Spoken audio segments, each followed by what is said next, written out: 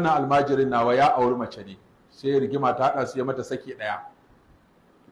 Da ya sake ta sai ta tafi gida, daga baya sai je ya samu waliyinta ya ce ya dawo da ita, sai walin ya ce shi bai yadda ba, ya ta ba shi haƙuri ya ƙi yadda sai ya ƙyale shi.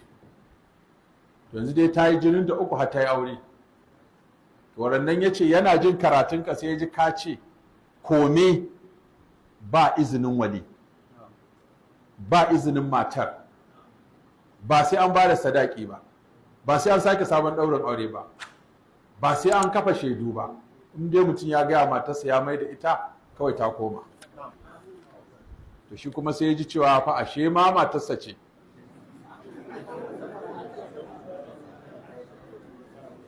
To shine na ce ya zo, ya taso ya zo ya mun bayani, sai na ce a rubuta takarda a gayyato ita matar da mijin da ya aure ta da kuma waliyin nata su zo.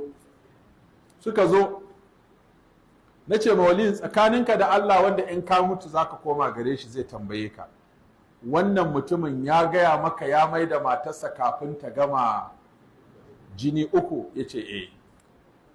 Ke tsakaninki da Allah wanda ya halicce ki za ki mutu za ki koma gurinsa zai miki hisabi, kin ji mijinki ya ce ya mai da ke kafin ki gama jinin al'adarki uku ki gama idda? Ta ce eh. Da ce to wannan shaidar taku guda biyu da ita matar da waliyinta ya nuna kenan ya mai da matarsa kafin ta gama al'ada, kenan mata aure kuka aurar, ke da aurenki kika yi aure, kai ko mata aure ka aurar. Na ce kai kuma mijin da ya aure ta, na ce kai kuma tsakaninka da Allah ka san cewa mijinta ya mai da ita ka aure ta? Ce wallahi shi bai sani. Na ce to kai abin da yasa ba za a yi maka hukunci ba saboda baka sani ba ne, abin da ya cece ka kenan, kuma ka yi rantsuwa baka sani ba. Don haka yanzu kai miji na biyu baka da mata, matar wannan ce, aurenka an yi sha iska da ka ya ruguje, kai ka ɗau matarka ku tafi. Sai ta ce ai tana da ciki, ta ce tana da ciki, kuma ita ta fi son wannan na biyu. Na ce ai ba magana so tsakaninki da na biyu, ke fa matan wannan ce. Kuskuren da aka samu shi wannan ya yi wa matarka ciki ne.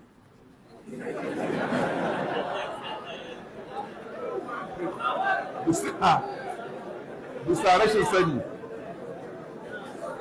So da haka wannan ɗan wannan kai ɗanka ne. Kamar ya ɗana. Na ce saboda matarka ce mai ɗan, ba karuwa ba ce, ba mara aure ba ce. Alwaladu lil firash walil ahiril hajar.